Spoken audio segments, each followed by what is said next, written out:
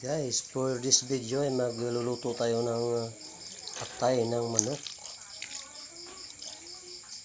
Ako muna ang tuka ngayon sa pagluluto, mga idol. At isasalang na po natin ang ating kawali, mga idol. Mga kapobre. Lagay tayo ng konting mantika. At ito po ang iba nating sangkap, mga idol. May bawang, tsaka sili. Sili haba po yan ginamit ko. May sibuyas bombay po. Tsaka luya. Ilalagay po ay ang sibuyas bombay.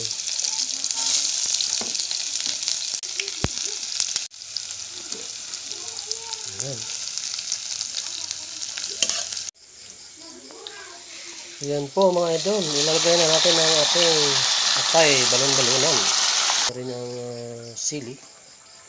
Mas masarap pag maanghang ang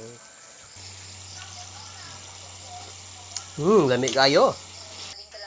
Siya na nga po mga idol ang ating adobong atay balon-balunan.